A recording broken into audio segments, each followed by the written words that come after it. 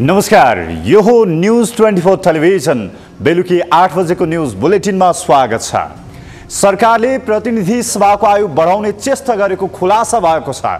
समानुपातिक तर्फको बन्द सूची पेश गर्ने समय थप्न निर्वाचन आयोगलाई प्रधानमन्त्री शेरबहादुर देउवाले दबाब दिइरहेका छन्। सत्ता गठबन्धन बीच भाग बन्ड मिलाउन सकसका बीच यो दबाब बुझ्न नसकिने होइन।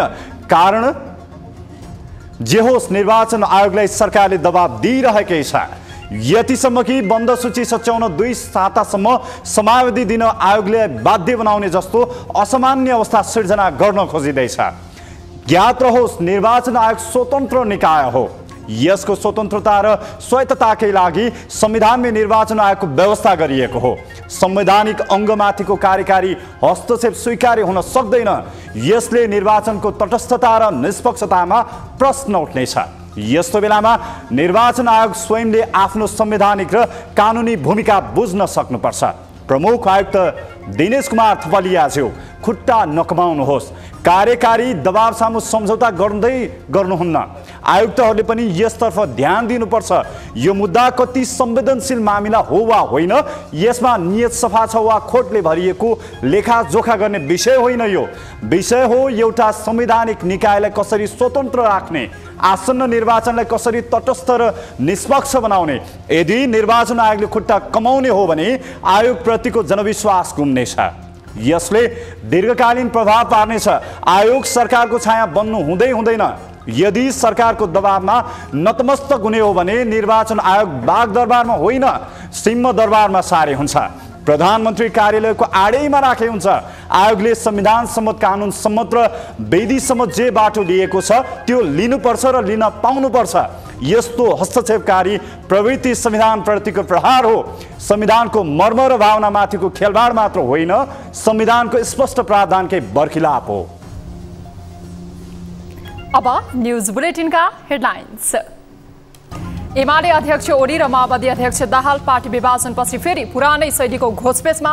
दाहाललाई षड्यन्त्रकारी, ओलीलाई भ्रष्टाचारीको आरोप।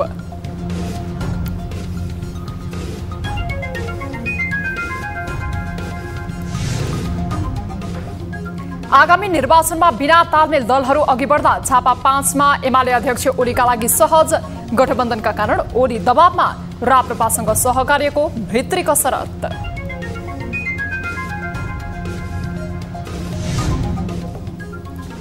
भारतको सैन्य भर्ती योजना अग्निपथबारे वर्तमान सरकारले कुनै पनि निर्णय नलिने, निर्वाचनपछि बन्ने सरकारले मात्रै यसबारे निर्णय गर्ने परराष्ट्र मन्त्रालयको भनाइ। हाम्रोमा अहिले यो गर्ने त्यो गर्ने भन्ने भएकै छैन। टुकुचा खोला अतिक्रमण विरुद्ध महानगरले थाल्यो कारबाही। जय नेपाल हलको कम्पाउन्ड मुनि बगिरहेको खोला भेटियो, अवैध संरचना हटाइने। टुकुचा खोला स्ट्रेट बगेको छ कि नागबेली टाइपले बगेको छ कि अब यो खोलिसकेपछि थाहा हुन्छ। हेर्नु र चीनसँगको तातोपानी र रसुवागढी नाका आंशिक रूपमा सञ्चालनमा। चाडपर्वका सामग्री ढिलो आउनेमा व्यवसायी चिन्तित। भोलिदेखि अझ बढाउने, 10 वटा, बिहान 10 वटा, बेलुका 10 वटा पढाउने भन्ने कुरा भयो।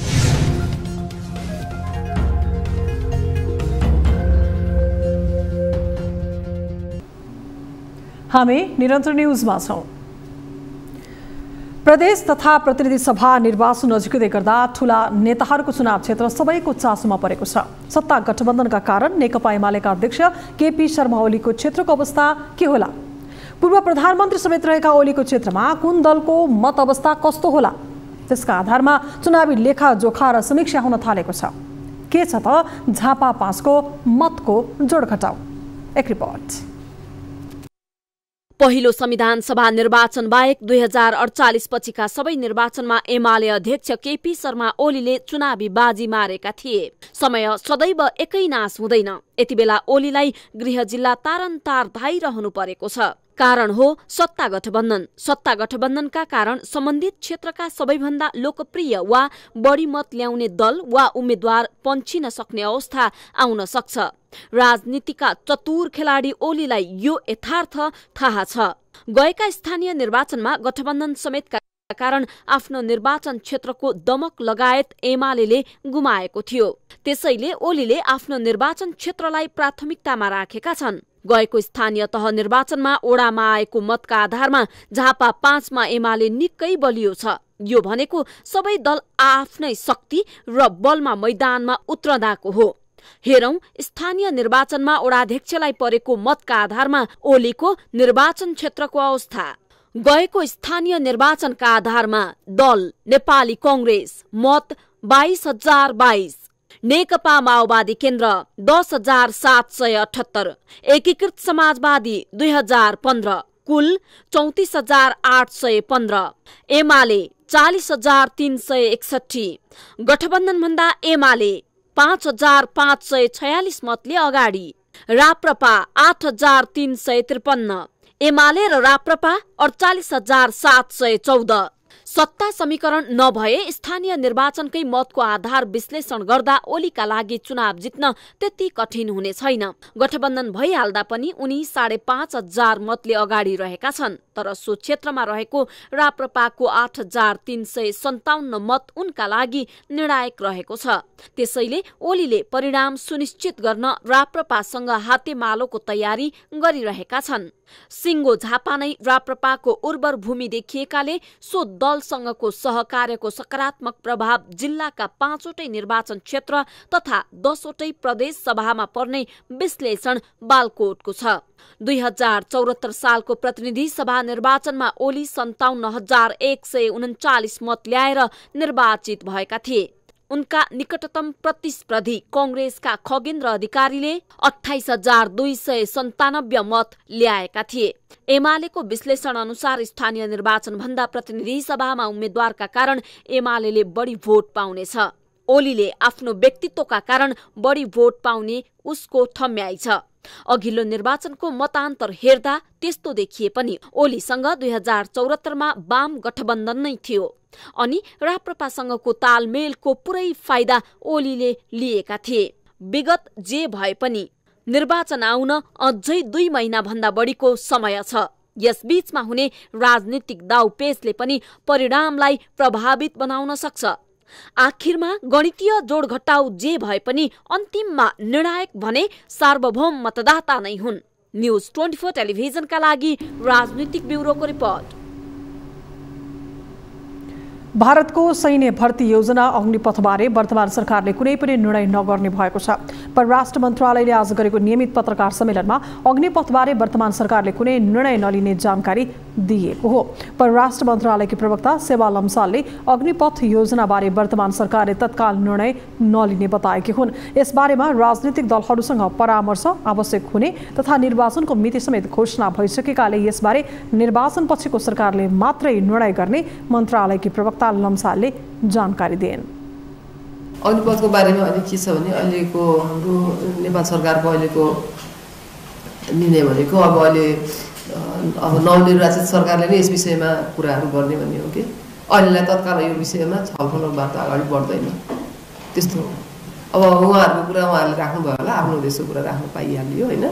हाम्रोमा अहिले यो गर्ने त्यो गर्ने भन्ने भएकै छैन। भारतको अग्निपथ योजनामा नेपाली युवालाई पनि सहभागी गराउन खोजिएको छ, तर नेपालले यसबारे निर्णय लिन सकेको थिएन। भारतीय सेना अध्यक्ष मनोज पाण्डेले पूर्व निर्धारित कार्यक्रम अनुसार नेपालमा गोर्खा भर्तीको प्रक्रिया अघि बढाउन नसकिए त्यसका लागि छुट्याइएको दरबन्दी तत्कालका लागि अरूलाई वितरण गर्न आफूहरू बाध्य हुन सक्ने बताएको भारतीय सञ्चार माध्यमहरूले जनाएका छन्। सरकारले नेत्रविक्रम चन्द विप्लव नेतृत्वको नेपाल कम्युनिस्ट पार्टीका नेता कार्यकर्ता विरुद्ध राज्यले लगाएका मुद्दा खारेज गर्ने निर्णय गरेको छ। मन्त्री परिषदको भदौ 27 गते बसेको बैठकले उक्त निर्णय गरेको हो। सरकारले गरेको मुद्दा खारेजको निर्णयलाई पार्टीले स्वागत गरेको विप्लव नेकपाका प्रवक्ता खड्गबहादुर विश्वकर्मा प्रकाण्डले जनाएका छन्। निर्णय तत्कालीन केपी शर्मा ओली नेतृत्वको सरकार र आफ्नो पार्टीबीच भएको सहमति अनुसार वर्तमान सरकारले मुद्दा खारेज गरेको प्रकाण्डले जनाएका छन्। नेपाल कम्युनिस्ट पार्टी र केपी ओली नेतृत्वको सरकारबीच 2077 फागुन 21 गते 3 बुँदे सहमति भएको थियो। आफ्नो माग पूरा भएकोमा प्रवक्ता विश्वकर्माले विज्ञप्ति मार्फत देउबा सरकारलाई धन्यवाद पनि दिएका छन्।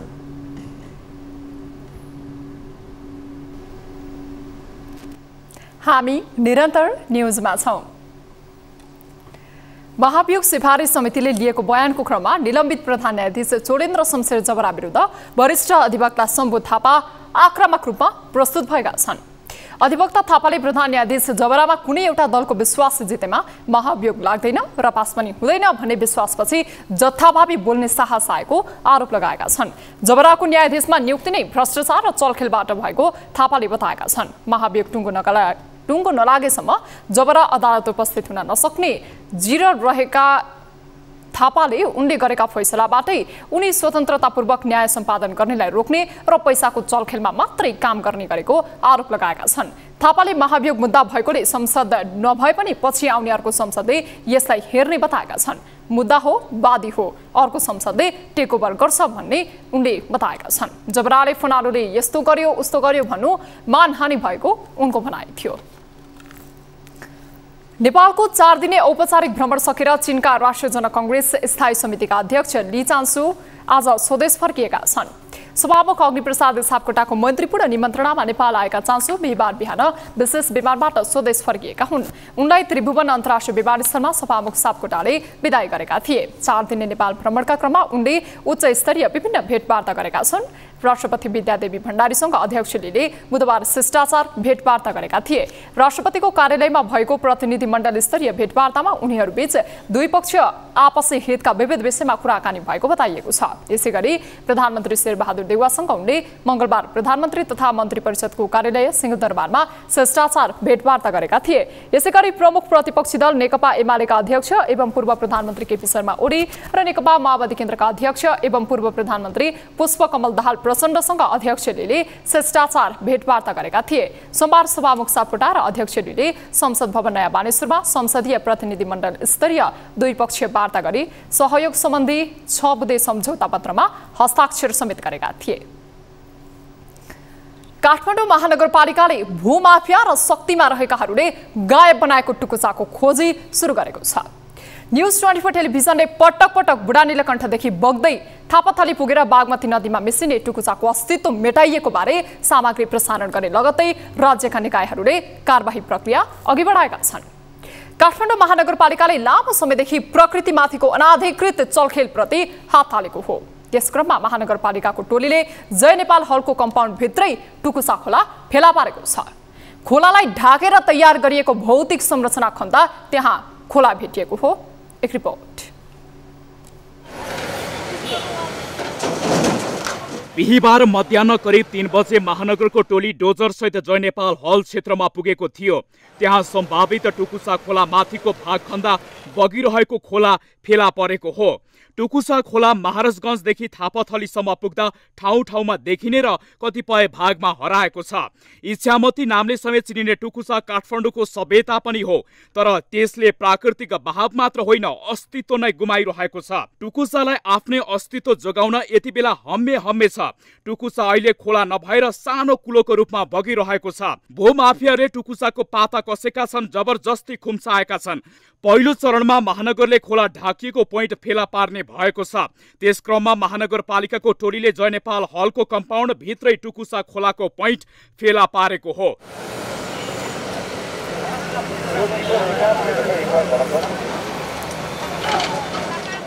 नारायणहिटी दरबार क्षेत्रबाट निस्केको टुकुचा खोला यस क्षेत्रमा गायब भएको आशंका र नक्सा अनुसार महानगरले मार्किङ गरेको थियो। सोही आधारमा कंक्रिट ढाकिएको जमिन खन्दा 15 फिट मुनि सलल बगिरहेको टुकुचाको वास्तविक अस्तित्व भेटिएको हो। बुढानीलकण्ठबाट बागमतीसम्म बग्दै आएको टुकुचा खोला बीचबीचमा नक्सा समेत गायब बनाइएको यो खोला आज महानगरपालिकाको डोजर चलेको छ। जय नेपाल हलको यो प्राङ्गणमा यो प्राङ्गणमा डोजर चलिराख्दाखेरि हामीले केही समय अगाडि मात्र तपाईलाई यो जानकारी गराएका थियौँ कि जुन भूमाफियाहरूले कब्जा गर्दै आएको यो सार्वजनिक जग्गा हो, जुन खोलामाथि संरचना बनाइएको थियो, हामीले भनेका थियौँ कानुनी रूपमा पाटा कस्नुपर्छ भनेर। आज महानगरपालिकाले साँच्चैकै रूपमा डोजर चलाएको छ। लामो समयदेखि खोला अतिक्रमण गरेर बनाइएको संरचना भत्काउन सर्वसाधारणले माग गर्दै आएका थिए, तर शक्तिको आडमा खोलामाथि बदमाशी गर्नेहरू कारबाहीको दायरामा आएका थिएनन्। 2065 मा जय नेपाल हल नजिकै लक्ष्मी बैंक र SBSL निर्माण कम्पनी रहेको भवन बनेकै बखत स्थानीयले खोलामाथि रहेको भनी उजुरी गरे पनि काम रोकिएको थिएन। महानगरले ढिलाइ भए पनि नदी बचाउने अभियान थालेको छ। अब अनाधिकृत संरचनाहरू भत्काउने भएको छ। दरबारमा त झन्डै झन्डै स्ट्रेट नै देखिएको छ हैन।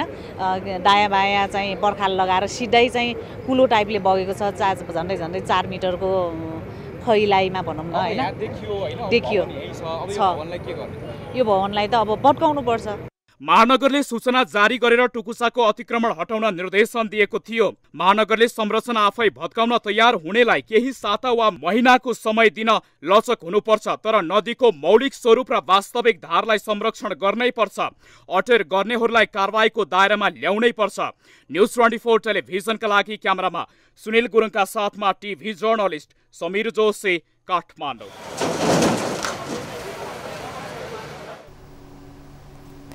न्युजहरू अझै बाँकी नै छन्, अब पालो ब्रेकको।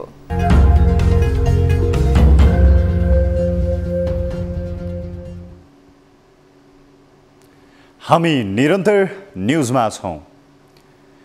पछिल्ला वर्षहरूमा नेपाल चीन नाकाहरू प्राय जसो बन्द नै छ।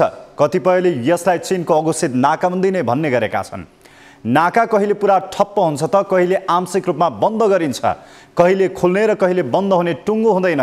छिमेकी र मित्र राष्ट्रको यो व्यवहारको मार नेपाली व्यवसायीहरूलाई परिरहेको छ। कोरोनाको बहानामा केही समय बन्द गरिएको तातोपानी र रसुवागढी नाका बिहीबारदेखि आंशिक रूपमा खुलेका छन्। सयौं कन्टेनर अड्किएको अवस्थामा आंशिक रूपमा भएको खुल्लाले नेपालका व्यवसायी खासै उत्साहित पनि देखिएका छैनन्। एक रिपोर्ट।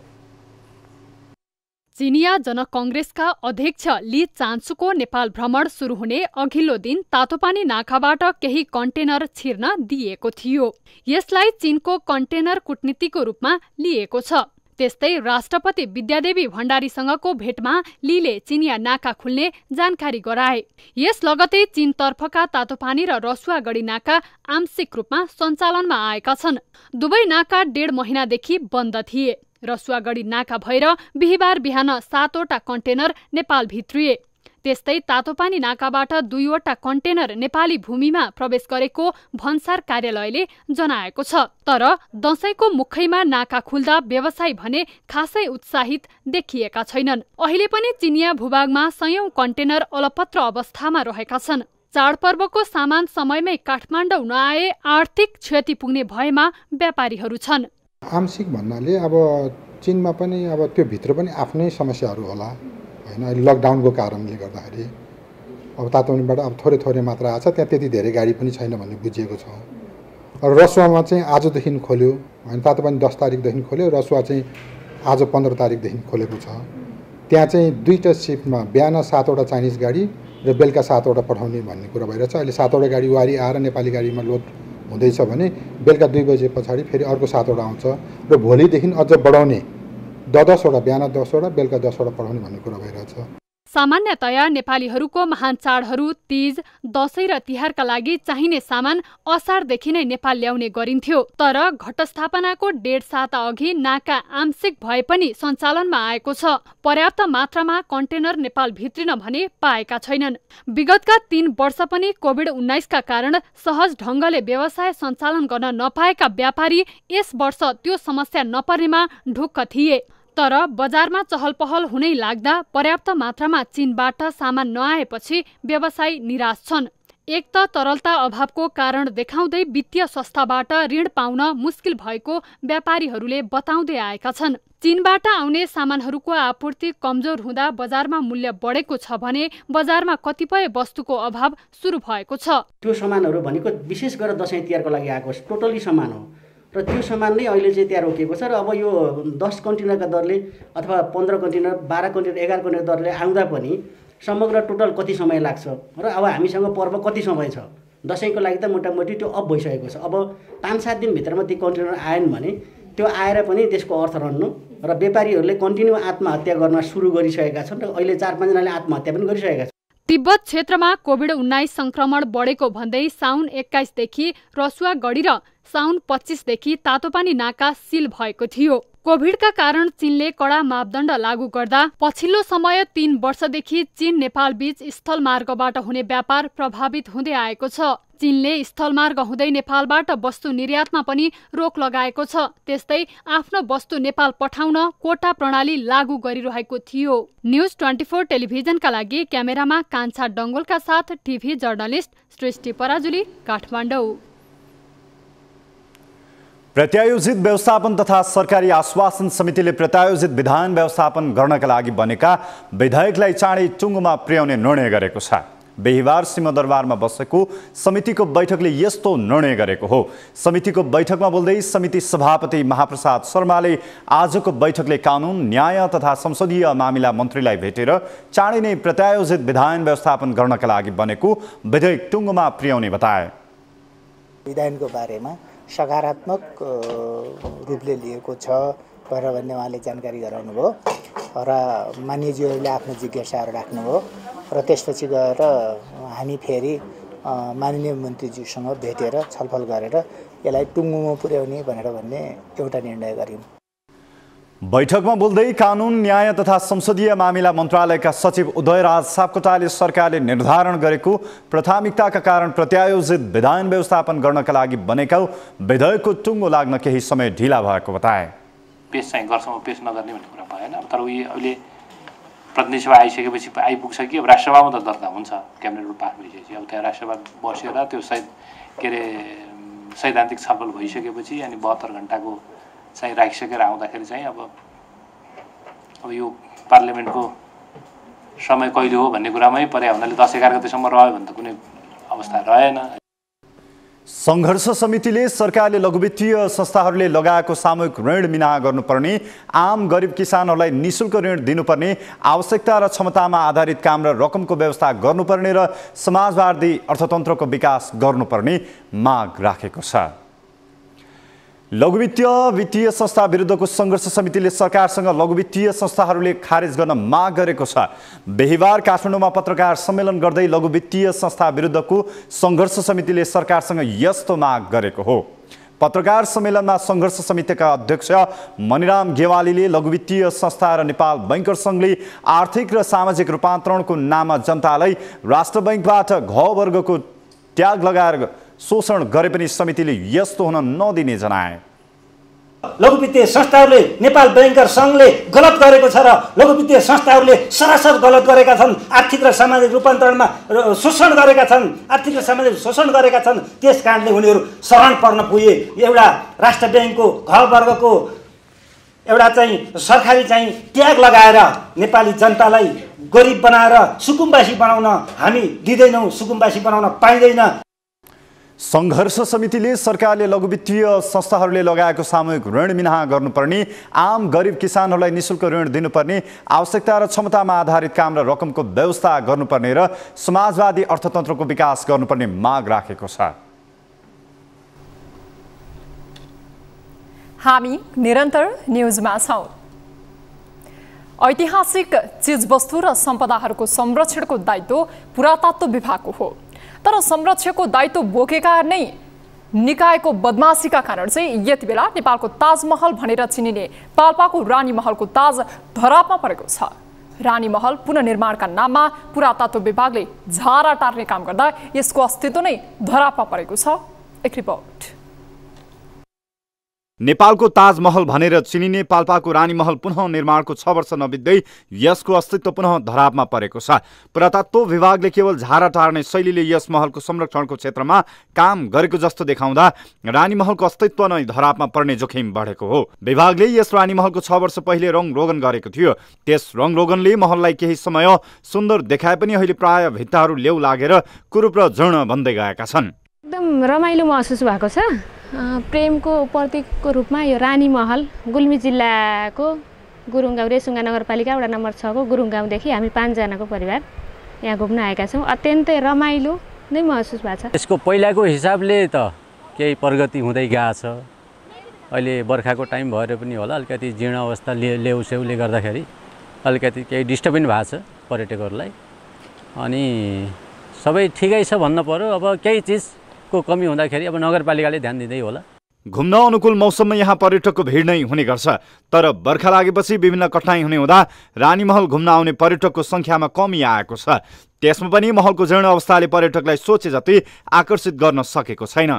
50, 100, 60, 70 सम्म हुने। कहिले अब शनिबार त तपाईँको 100-150 सम्म नै हुन्छन् अहिलेको सिजनमा। यो सिजन पनि होइन। अब सिजन आउँदाखेरि त पछाडि त तपाईँको अब त्यही 400, 500, 1000 सम्म पनि आउँछन् शनिबारको दिन होइन त। अहिले सिजनमा चाहिँ अहिले कमै मात्रामा छन्।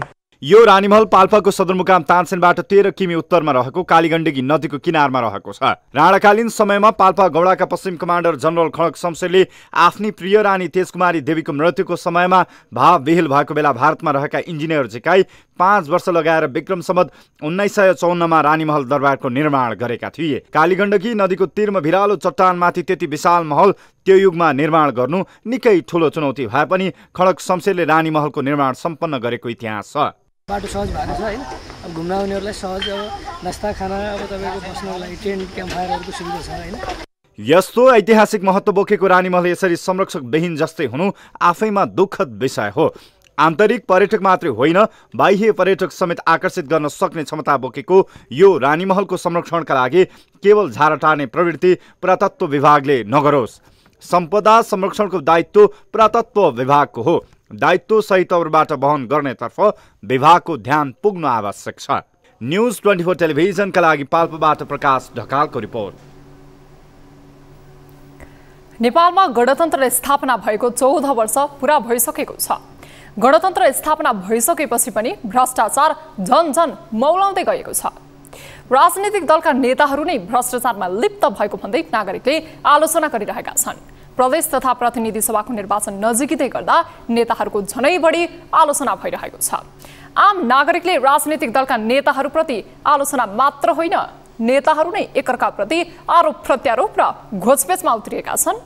एक रिपोर्ट। भनिन्छ राजनीतिमा स्थायी शत्रु र स्थायी मित्र हुँदैन। यही उक्ति नेकपा एमालेका अध्यक्ष केपी शर्मा ओली र माओवादी केन्द्रका अध्यक्ष पुष्पकमल दाहालमा पनि लागू हुन्छ। कुनै बेला दाहालले ओलीको मानसिक स्वास्थ्य ठिक नभएको सम्मको आरोप लगाए भने ओलीले पनि दाहालमाथि क्षुद्र टिप्पणी गरिरहे। यस्ता संगीन आरोपका बीच पनि दुई नेता बीच पुनर्मिलन भएर सँगै पार्टी चलाए। पार्टी एकता धेरै समय टिक्न सकेन। संघ र प्रदेशको अर्को निर्वाचन आइसक्दा दुई फ्याक्ट भएका उनीहरू फेरि उस्तै शैलीमा घोषपेचमा उत्रिएका छन्। फेरि कम्युनिस्ट आन्दोलनलाई नयाँ उचाइमा पुर्याउने भन्दै कुम जोडेर पार्टी एकता गरेका ओली र दाहाल फेरि पार्टी विभाजनपछि पुरानै शैलीको घोषपेचमा उत्रिएका छन्। माओवादी केन्द्र चितवनका नेता यमबहादुर परियारलाई पार्टी प्रवेश गराउँदै ओलीले माओवादी अध्यक्ष दाहाललाई कम्युनिस्ट आन्दोलनको रक्षा र समाजवादको यात्रातर्फ अघि बढौ भनेर अंगालो मार्दा ग्वाममै छुरा रोपेको भन्दै आक्रोश व्यक्त गरे। बलियो कम्युनिस्ट पार्टी बनाऊ, समाजवादतर्फ अगाडि बढौँ, एकताबद्ध भएर अगाडि बढौँ भनेर अध्यक्ष बनाएर मेरो सिटको छेउमा राखेका थिएँ। प्रचण्डलाई मैले मान सम्मानपूर्वक मेरो सिटको छेउमा एकताबद्ध भएर जाउँ भनेर मैले अँगालो हालेको थिएँ। प्रचण्डलाई हात मिलाएको मात्रै होइन, तर प्रचण्डले हात लुकाइकन हिँड्थे। म अलिअलि होसियार त थिएँ, नभन्दै मैले अँगालो मार्ने, प्रचण्डले ग्वाममा छुरी रोपे। एमाले अध्यक्ष ओलीले बिहिबार काठमाडौँमा आयोजित कार्यक्रममा षड्यन्त्रकारीको आरोप लगाइरहँदा बिहिबार नै काठमाडौँमा आयोजित नेपाल उद्योग वाणिज्य महासंघको प्रथम केन्द्रीय महाधिवेशनलाई सम्बोधन गर्दै दाहालले ओलीलाई भ्रष्टाचारीको आरोप लगाए। जे कारणले नेपालमा कुशासन र भ्रष्टाचार जति भने पनि बढेकै छ। म कयौं प्रधानमन्त्रीहरूले भन्ने गरेको हामीले सुनेका छौँ, म भ्रष्टाचार गर्दिनँ, गर्न पनि दिन्न भन्ने साइनबोर्ड टाङ्ने, अनि त्यो साइनबोर्ड भित्र भ्रष्टाचार बाहेक अरू केही गर्दै नगर्ने। माओवादी अध्यक्ष दाहाल र एमाले अध्यक्ष ओली अहिले एकले अर्कालाई प्रतिक्रान्तिको नायिकेको संज्ञा दिने गरेका छन्। हिजो पार्टी सँगै हुँदा एक अर्कामा दुवैले देखेका कमी कमजोरीलाई लिएर उनीहरू अहिले आरोप प्रत्यारोपमा उत्रिन थालेका छन्। म एकता गर्ने, म अध्यक्ष बनाउने, म महाधिवेशनसम्म पर्खिनुहोस् न त म अध्यक्ष बनाउँछु भन्ने, उनी मसँग बहुमत पुगिसक्यो, बहुमत पुग्या बेला म निकाल्छु भन्ने, एकता एकीकरणका लागि मैले दिएको बहुमत, मैले दिएको वरदान मेरै टाउकामा हात राखेर मैलाई भस्म पार्न खोज्ने। केपी ओलीलाई मैले त पार्टी सदस्यबाटै निकालेको थिएँ भन्छ। माओवादी अध्यक्ष दाहालको आक्रोश पनि एमाले अध्यक्ष ओली प्रति नै देखिन्थ्यो। आफ्ना कार्यकर्तालाई प्रशिक्षण दिँदा मात्र होइन, अन्य संघ संस्थाको कार्यक्रममा पनि दाहालले ओली प्रति नै कटाक्ष गरिरहन्छन्। प्रचण्ड रहँदासम्म देशले सुख पाउँदैन भन्नेहरू पनि रहेको भन्दै दाहालले आफू टाउको दुखाइ बढेको बताए। दाहालले माओवादी नेतृत्व रहँदासम्म बुर्जुवा, दलाल र नोकरशाहलाई चैनले सुत्न नदिने चेतावनी पनि दिए। प्रचण्ड भनेपछि सब चाहिँ यो अस्थिरताको कारक यही हो, यो रहँदासम्म देशले सुख पाउनु भएन भन्ने पनि मान्छे छन्। हो, माओवादी रहँदासम्म, माओवादी नेतृत्व रहँदासम्म बुर्जुवाहरू, दलालहरू, नोकरशाह र भ्रष्टहरूलाई चाहिँ चैनमा बस्न चाहिँ दिइँदैन। ठूला राजनैतिक दलका नेताहरू नै एक अर्काप्रति आरोप प्रत्यारोप गरेर आफू चोखो बन्न खोजिरहन्छन्। नेताहरूको यस्तो अभिव्यक्तिले आफैलाई गिजाइरहेको छ। न्यूज 24 टेलिभिजनका लागि राजनैतिक ब्युरोको रिपोर्ट। अब बिजनेस न्यूज। चालू आर्थिक वर्षको पहिलो महिना साउनमा महँगी 8.26% बढेको छ। नेपाल राष्ट्र बैंकले सार्वजनिक गरेको देशको वर्तमान आर्थिक तथा वित्तीय स्थिति अनुसार गत वर्षको साउनभन्दा यो वर्ष महँगी दोब्बरले बढेको छ। गत वर्ष साउनमा 4.35% महँगी बढेको थियो। सरकारले चालू आर्थिक वर्षमा 7% को सीमाभित्र मूल्य वृद्धि नियन्त्रण गर्ने लक्ष्य लिएको छ। तर आर्थिक वर्षको पहिलो महिनामै लक्ष्यभन्दा बढीले महँगी बढेको हो। सबैभन्दा कम महँगी हिमाली क्षेत्रमा भएको छ। हिमाली क्षेत्रमा 6.64% मूल्य बढेको राष्ट्र बैंकले जनाएको छ। त्यस्तै काठमाडौँ उपत्यकामा 7.39%, तराईमा 8.72%, पहाडमा 8.64% महँगी बढेको छ। गत वर्ष हिमालमा 3.58%, काठमाडौँमा 3.70%, तराईमा 4.11% र पहाडमा 5.63% मूल्य बढेको थियो।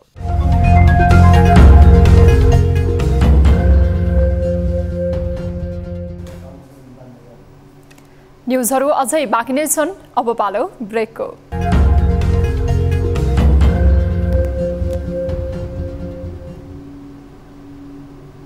हामी निरन्तर न्यूजमा छौं। अब स्पोर्ट्स न्यूज।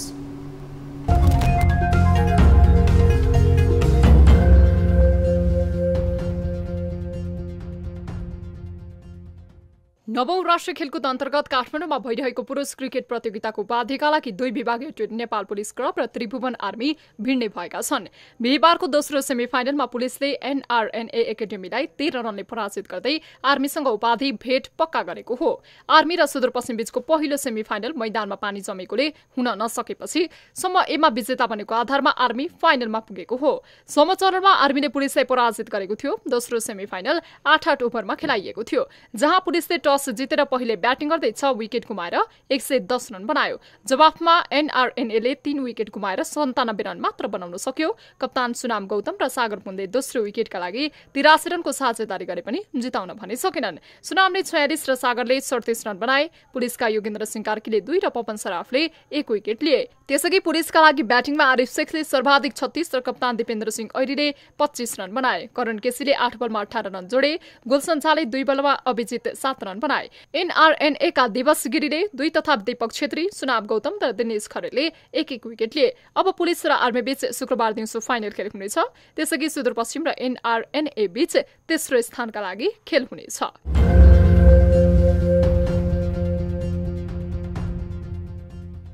अखिल नेपाल फुटबल संघ एन्फाले नेपाल र बंगलादेश बीच हुने मैत्रीपूर्ण खेलको टिकट मूल्य 500 र 1000 रुपैयाँ तय गरेको छ।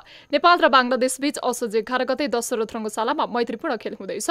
उक्त खेल हेर्न दर्शकका लागि साधारण प्याराफिटतर्फ 500 र भिआइपी प्याराफिटतर्फ 1000 रुपैयाँको टिकट तोकिएको एन्फाले जनाएको छ।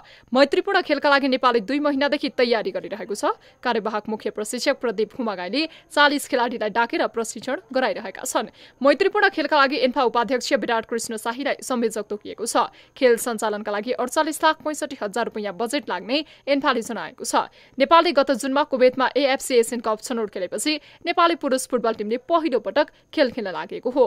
नेपाल र बंगलादेश बीच अहिलेसम्म 23 खेल भएकोमा नेपालले 7 र बंगलादेशले 13 खेल जितेका छन् र 3 खेल भने बराबरी भएको छ। नेपाल र बंगलादेश बीच पछिल्लो पटक गत वर्ष मालदिभ्समा भएको साफ च्याम्पियनशिपको भेट 1-1 को बराबरीमा सकिएको थियो। 11 गतेको मैत्रीपूर्ण खेलका लागि बंगलादेशको टिम 7 असोजमा नेपाल आइपुग्ने एन्फाले जनाएको छ।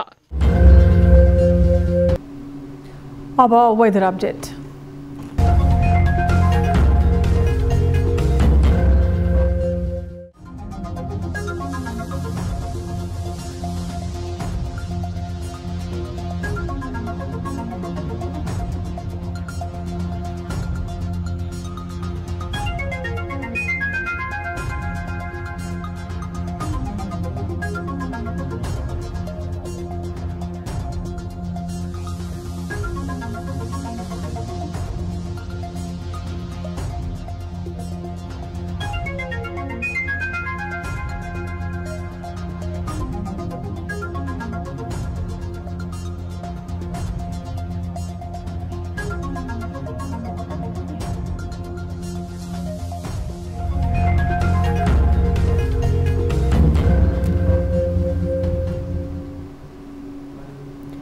अब न्यूज बुलेटिनको अन्त्यमा पुनः हेडलाइन्स।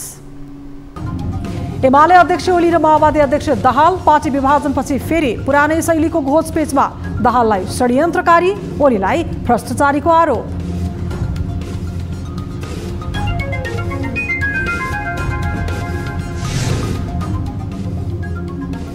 आगामी निर्वाचनमा बिना तालमेल दलहरू अघि बढ्दा झापा 5 एमाले अध्यक्ष ओलीका लागि सहज। गठबन्धनका कारण ओली दबावमा, राप्रपासँग सहकार्यको भित्री कसरत।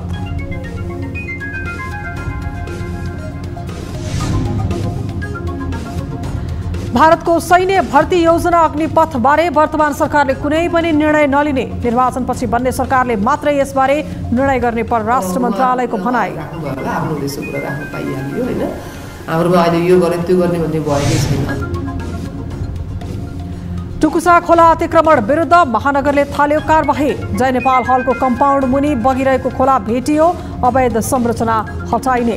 टुकुसा खोला स्ट्रेट बगेको छ कि नागबेली टाइपले बगेको छ कि अब यो खोलिसकेपछि थाहा हुन्छ हेर्नु। र चीनसँगका तातोपानी र रसुवागढी नाका आंशिक सञ्चालनमा। चाडपर्वका सामग्री ढिलो आउनेमा व्यवसायी चिन्तित। भोलिदेखि अझ बढाउने 10-10वटा, बिहान 10वटा, बेलुका 10वटा पढाउनु भन्ने कुरो भयो।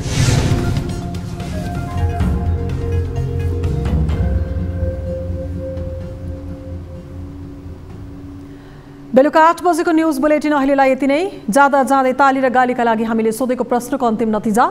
यसपछि प्रसारण हुने कार्यक्रम सीधा कुरा जनतासँगमा हेर्न सक्नुहुनेछ।